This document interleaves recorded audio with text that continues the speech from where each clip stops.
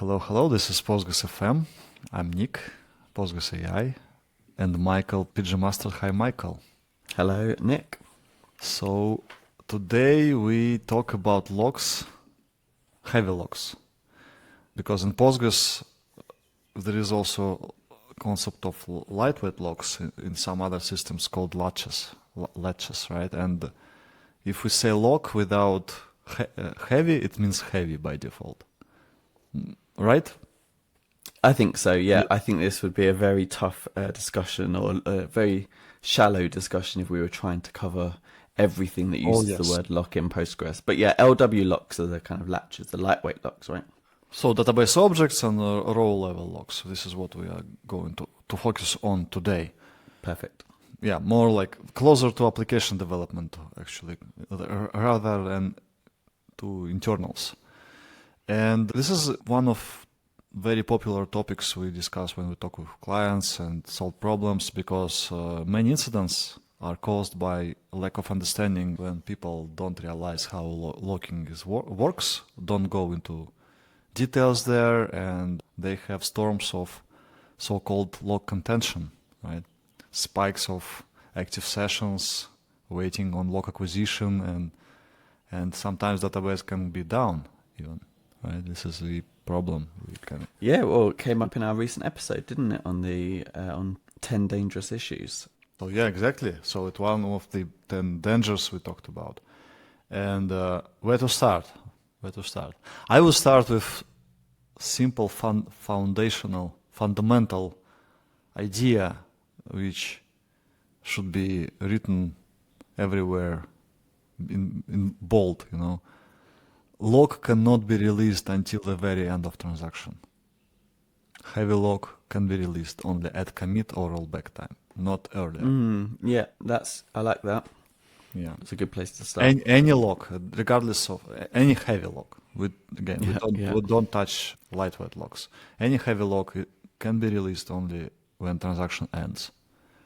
This should and once you understand that, the other issues start to become more easier. obvious. Yeah, and that's why, we don't want long-running transactions. Yeah. And this is regardless of transaction isolation level, right? So it doesn't matter if you acquire the log, it will be held until the very end, until commit or rollback. So, yeah, even very gentle log like access share log can be harmful, right? So don't hold logs you don't need too long, right? it's like a simple advice, but this is like understanding. It sounds super obvious, but I wonder how come these super obvious things became in my particular career, they became obvious only in the middle of it. Like maybe first time I heard it from somebody else was maybe like 10 years ago or so. Not 20. It should be 20 years ago when I started working with Postgres and databases like deeper. It's super obvious, but somehow you spend like 10 years of your career thinking you're database expert, not realizing this obvious thing. Maybe feeling it some partially, but not realizing it. Maybe it's not delivered properly in documentation and educational courses or something.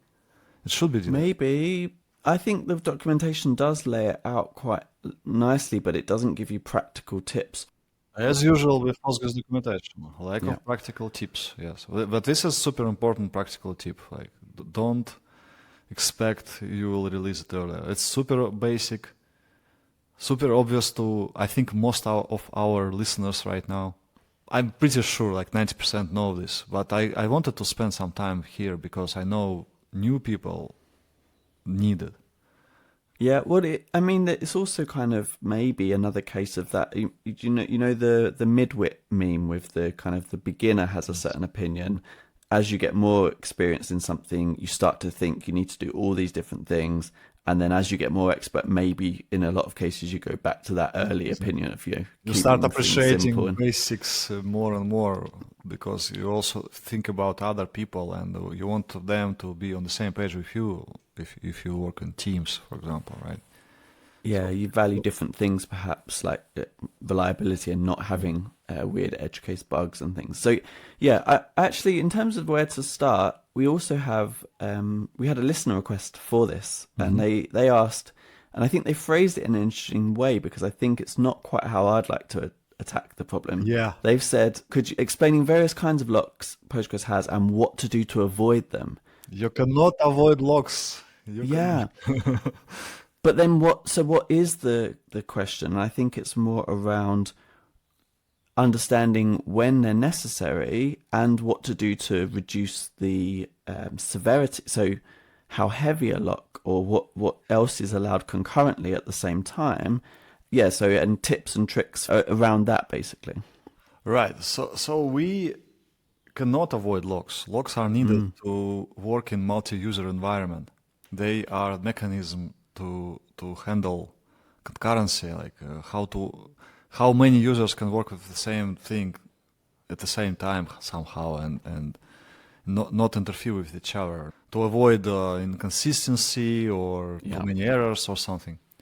And you cannot avoid locks. Even if you read something, you're already locking something. And what we want to avoid. So I will tell you what you wanted, right? So Yeah. so right question is, I hate this term, honestly. Like I hate this phrase, but this is exactly when it's needed. The right question is how to avoid waiting on lock acquisition. This is it. Yeah. This is what we want to reduce. Again, completely, you cannot get rid of it completely, but you want to reduce it as much as possible because this is when a database cannot do work and you just have wasted time, and eventually, again, like as I said, if you have a lot of active sessions waiting, it can even be cause downtime, cause outage, right? So we want to avoid too much of waiting, and too much, again, remembering our very first episode, what is too much in OLTP context? 100 milliseconds is already quite slow SQL query. If we wait 100 milliseconds, 100 to 100 milliseconds, people already will notice because human perception is 200 milliseconds, roughly, plus minus, like depending on various people. It's not. I'm like we are not cats. Cats have much better reaction. Imagine if everyone will be a cat, and we I'm would glad need, we're not making apps for cats, yeah. yeah, we would need to optimize much harder. So because they would recognize slowness much earlier. So higher standards, you know. Anyway, like this defines how long we can allow ourselves to wait, and also we need to include the actual work time, right? So ideally we should wait very close to zero, right? Or not wait at all. If we do things properly, we can almost avoid waiting time. So this is it. This is the right question: how to avoid waiting on lock acquisition. Agreed? Yes, yes, I like that a lot. It's not just about how to avoid waiting, it's also techniques to bail out. So I think maybe it's the same thing, but I think lock timeouts, for example, is not just about shortening the wait time, right? It's about bailing out and saying, actually, we don't need to do this right now. Let's wait for a better time. Great point. So you're talking about the same thing, but from different end. It's like not like we want to avoid. I mean, we like causing some queries, transactions, sending them to database. We want to avoid waiting. For example, if we say select for update skip locked, we won't be waiting. Good. Or no wait to have an error sooner. But if we do something, it's good to think about others and don't let them wait on us too much. Yeah. That's why I lock them out, right? So it's two-sided problem. We don't wait and others don't wait too much. I like this. Perfect. This completes the picture. Yeah. Nice. So in terms of the first part of the question, though, kind of various kinds of locks, should we start on the table level ones? Do you reckon? Right, but before we go there, honestly, like I don't keep this in my mind all the time. Yeah, good. Yeah, this Yeah. this baggage, like I just want, like this is simple way to think about it. There are exclusive locks and share locks. There are row level locks and table level or like database object level locks. This is enough for understanding. Then you can use documentation as reference, or there was a great Citus blog post, several actually blog posts, but I especially like the old one by Marcus Slot, Postgres rocks except when it blocks, understanding locks. I like it because it translates the table of conflicts documentation has, it translates it to some more practical form. So yeah, what kind of operation can be blocked by what kind? So instead of it shifts language from logs to operations we have like selects, alter table, and so on.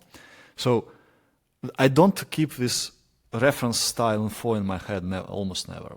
Like I know something experience gives me, but understanding this, there can be share log, exclusive log, row level, table level. It's already good enough, you know.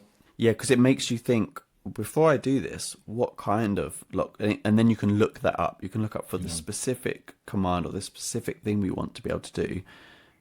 What does the documentation say?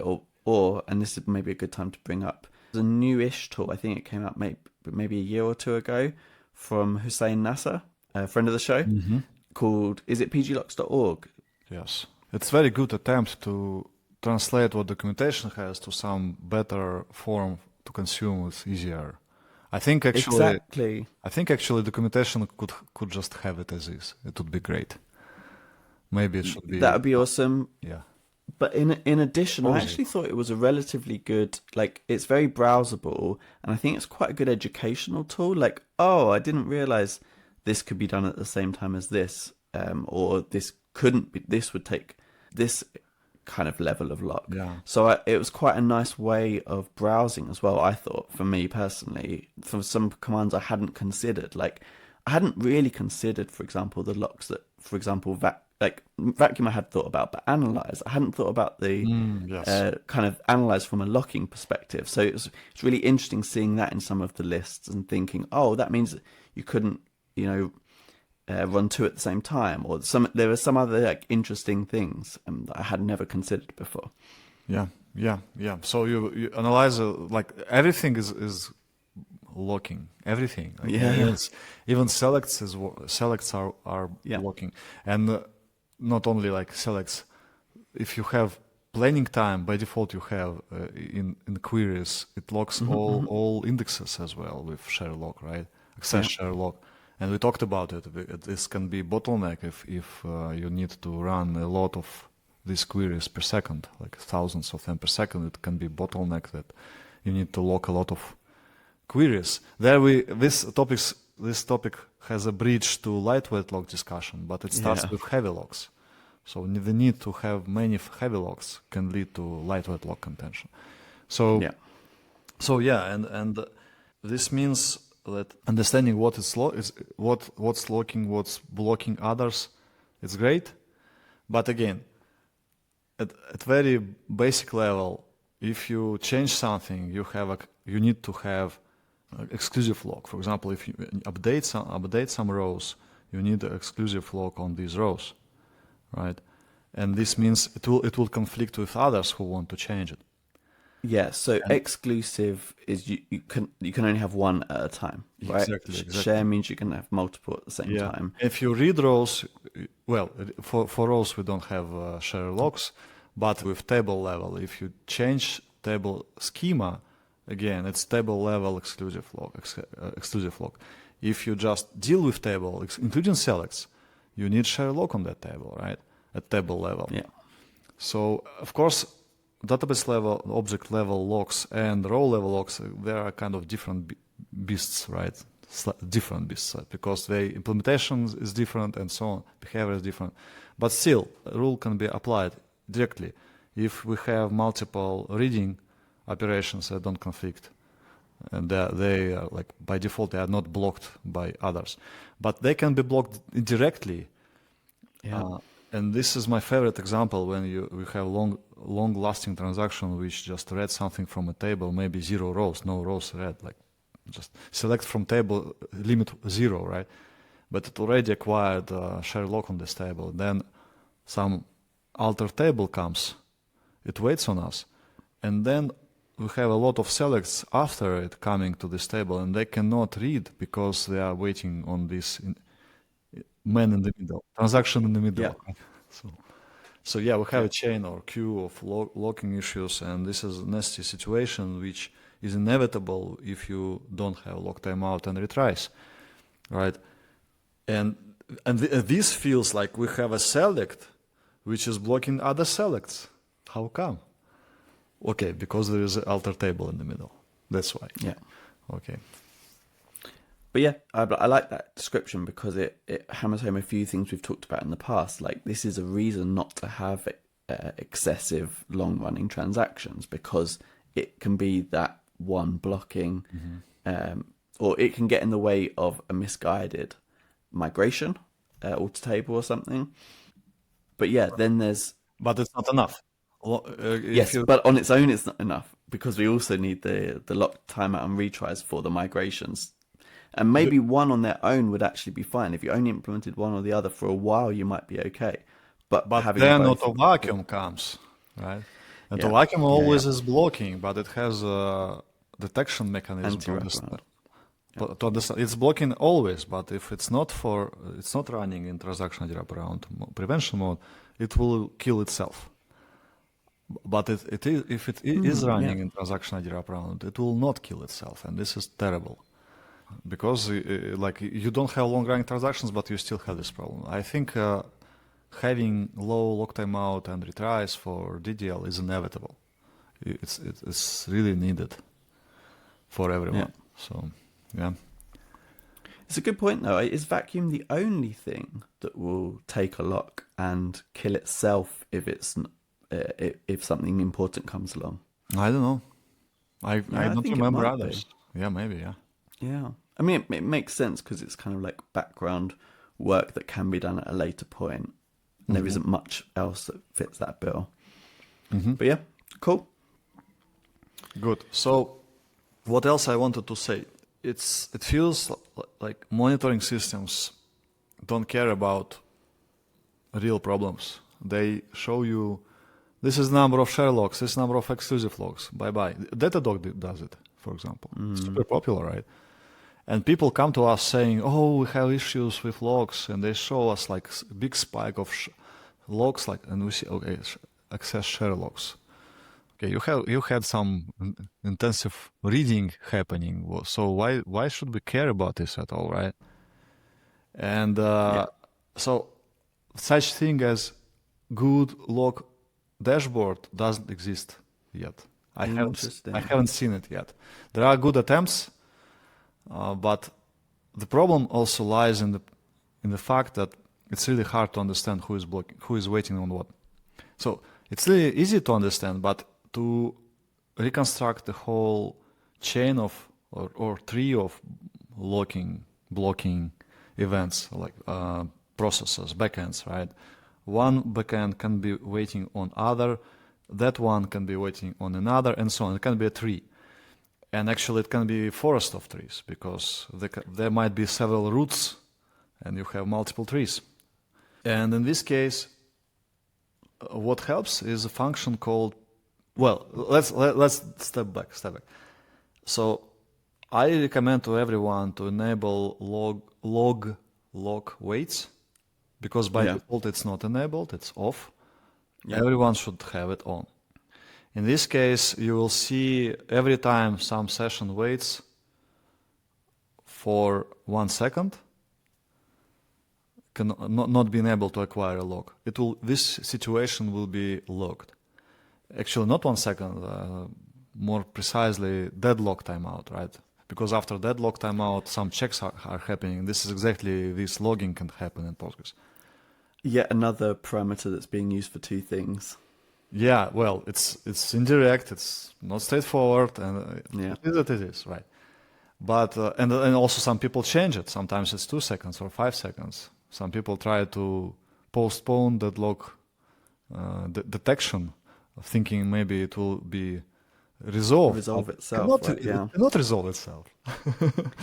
Well, but the problem is you will- might want different settings. I would tune it in different direction, resolve earlier, maybe. It's an interesting topic, right? So maybe we should talk about deadlocks in a few minutes. So Yeah. I wanted to, like, speaking of observability, how to deal with logs, it's really not easy because you enable this. It's already something. It's great. You see process ID of victim. Let's use this word. Why not? And Waiter. yeah, offenders. Sometimes maybe multiple, right? And then you see, since it's your session who is victim, well, not your session, but it's the session for which this analysis was performed. So we see the text of the query for the session who is waiting, but we don't see details for transactions. There might be actually an idle transaction. There might be no query, although in persistent activity we would see the last query executed in that transaction. It would probably help, but sometimes it's active state equals active in persistent activity, and if we were able to see the query, it would help. Unfortunately, in logging you cannot. This is like a little bit annoying, because if you need to do post-mortem analysis, like root cause analysis, for something in recent past, you see only one side query, but you don't see another side, and it takes time to understand. Like, actually, it's impossible sometimes to understand what caused it. So, and I remember we even implemented our own mechanism to log additional information in such cases. So using just raise notice in PLPGSQL, but it's not fun, honestly, to do this. And in some cases, it's reasonable to do this if you, for example, have very strong tooling for log analysis, like enterprise level. In this case, I would do more logging using PLPGSQL, for example, and let the tool visualize the number of errors we have and provide details and maybe notifications and so on. So in this case, the question is like how to implement good monitoring for this. And good monitoring for analysis, we have a query, right? Among our how-tos I wrote, there is a huge query which had big evolution. I took it from some people, they took it from other people, so some evolution happened there, and it's great. I think 100 plus lines of query, which provides all the details, and you see the whole forest of trees, including all states, wait events, sometimes it matters, and also queries. The only one problem with this, because it requires PG blocking PIDS call. This function gives you the whole list of process IDs which is blocking this process ID. And the problem with it's quite like sometimes expensive. It's not for free. So you limit yourself with some statement timeout, not to cause observer effect, because when there is a huge acute spike, or not acute, just spike of some like storm of log acquisition wait events. In this case, this function can cause additional trouble sometimes. So does that mean at the times it would be most useful is the most likely for it to time out? Well, yeah. In general, in most cases, I warned about this, but it's not. It doesn't mean that it always happens. It happens rarely. This thing, but Sure. it's quite wise to limit yourself. If I don't know, like half a second, maybe up to 1 second. Okay, So yeah, that's quite and not to call it too frequently, like not every 100 milliseconds, like I do sometimes with some queries, not with this. Yeah. During observing something like manually, like I just see like almost animated state of some result set. But in this case, it's better to do it less frequently with statement timeout. But once you do this and you bring this to monitoring, it's beautiful. It's great. Yeah.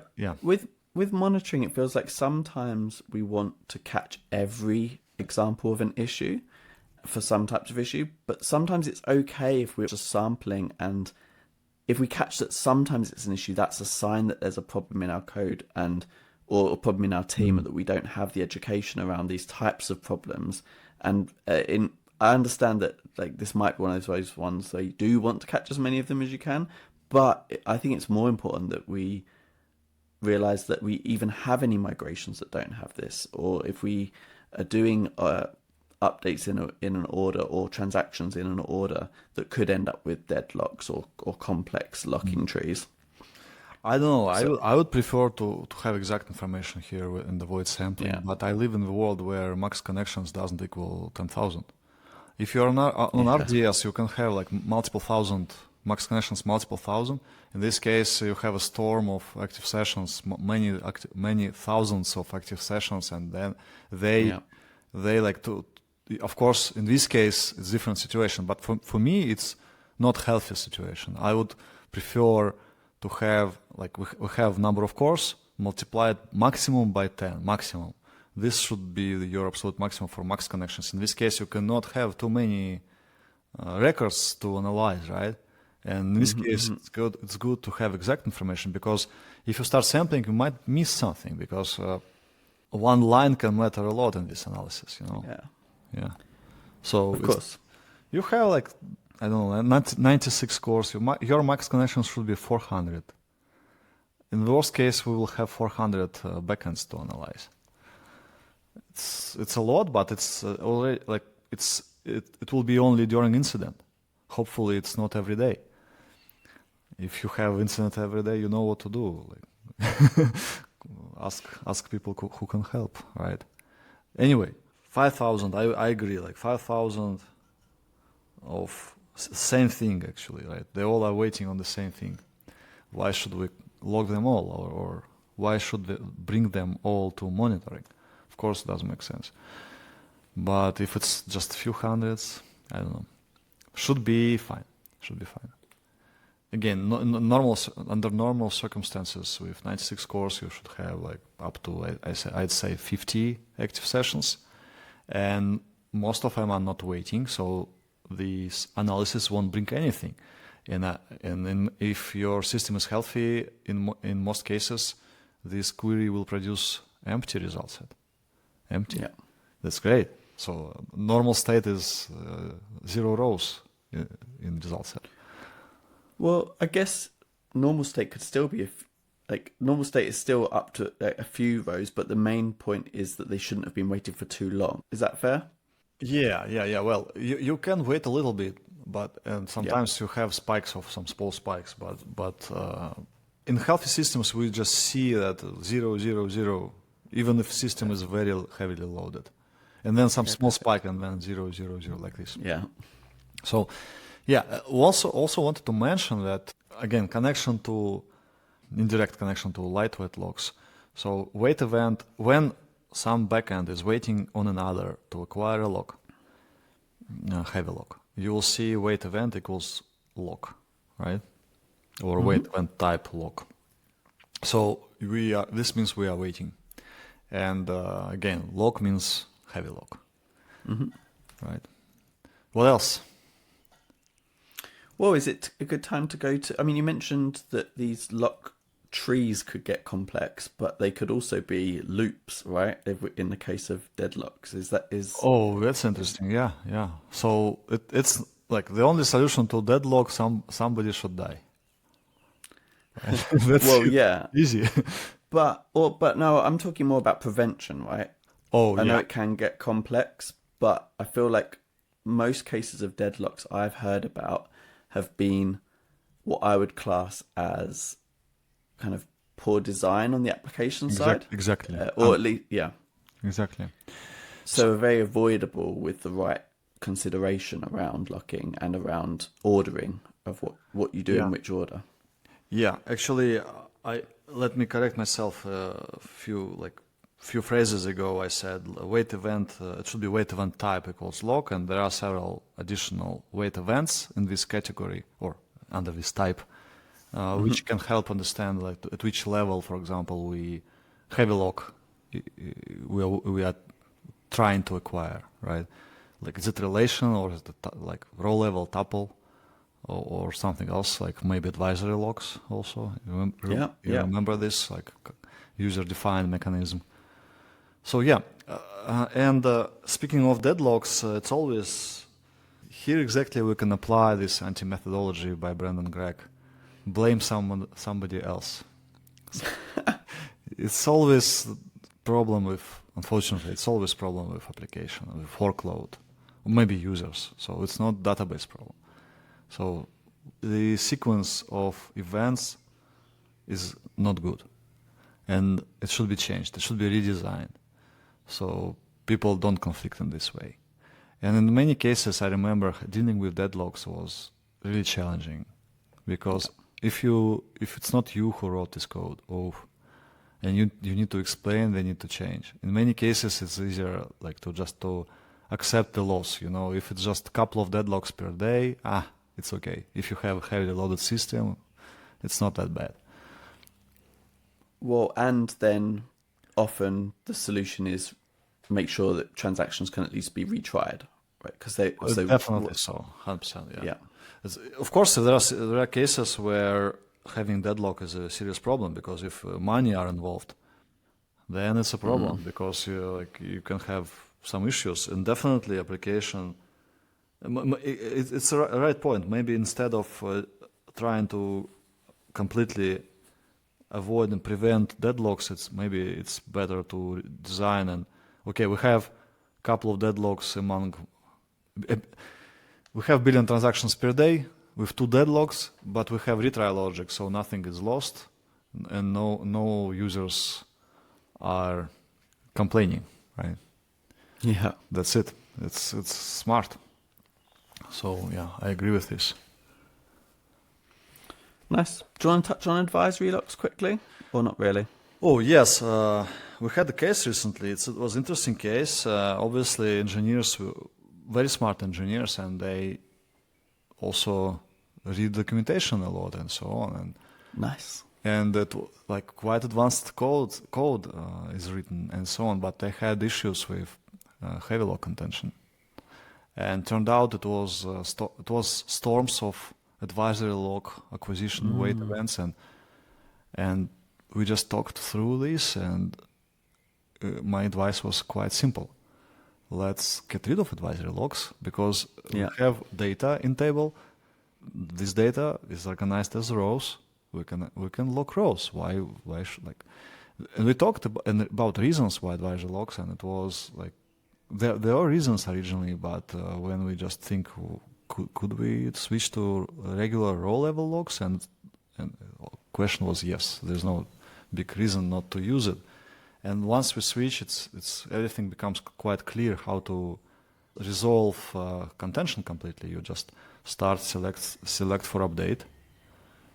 Before you update or delete row, you just select for update, and then skip locked or no wait, and plus retries if you want. Yes. If you want to fail immediately and then retry, it's no wait. If you want to, depending on application, right? Depending on logic and data and so on. Sometimes you can just take next batch of rows to process. In this case, skip locked.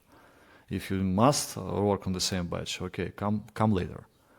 In this case, no wait, and just retry. And that's it. It's easy solution. Well, advisory locks can still be helpful in some cases, but working with data in general, I think it's some mechanism which feels like kind of extra and not needed, right? If you just need to process some data in many parallel sessions, just work with row level locks. Yeah, I feel like it's a sledgehammer, and sometimes you need a sledgehammer, right? Yeah. If you think about it, we have in the UK, we keep our garden tools in a shed normally. Not many people have a sledgehammer in their shed. You don't need it that often, right? I agree. That's a good analogy. Yeah. Well, anyway, but the point is, every now and again, if you're doing a remodeling and you want to get rid of a wall, maybe you need to bring in the big guns and actually do something more heavy. I use this word, I applied this word, maybe you remember, to materialized views in the past. This definitely feels like materialized view, you solve your problem with performance, but it's so massive, it always needs to be refreshed fully. So same feeling, it's a tool, it's reasonable in some cases, but if you overuse it, you cannot do precise work. You lose some precision, right? So Maybe Well, yeah. And going back to the original question is, what can we do to avoid these locks? And we were saying, well, actually, what can we do to avoid long waits? And what can we do to make locks lighter in general, or take less time, or retry when needed? This is a perfect example. Is there a way of taking less extreme locks or releasing them quicker? Or, so it feels like another example of how to minimize locking or at least shorten its impact. Yeah. So short transactions, don't hold locks too long. If you wait, give up. Yeah. Give up sooner. Don't wait too much because others can wait behind you. What else? Use skip locked or no wait. Select for update, skip locked, no wait. This is measure mechanism. Finally, MySQL even has it, right? So this is great to have it and use it. And I guess the more obvious. With only one comment for select for update and select for share. Select for share can lead to multi-exact SLRU issues, right? I barely remember already. Didn't touch it for a while, but if there is an interesting effect with select for update. If you have foreign keys, select for update, and you use sub-transactions, you can have issues with multi-exact IDs somehow indirectly and unexpectedly. So select for update can feel like differently if you have sub-transactions. So again, I'm a big fan of sub-transactions, so to speak. I would not use select for update and sub-transactions at the same time. This can be a problem, as I remember. But in general, select for update is great. In general, yeah. So. And up to, you're talking mostly about very heavily loaded projects, and this problem of locking is a problem even in my opinion, is a problem way before that. It can be a problem in much, much, much smaller project. I agree. It can be, even in a small project, it can be very annoying to have contention on heavy locks, right? Well, and can cause downtime still. Yeah, 100%. So I think that's great. Anything else you wanted to make sure we covered? No, just that's it. No long transactions, no long waits, and you will be fine. Yeah. Actually, I had one more, but I think it almost at the risk of being too obvious.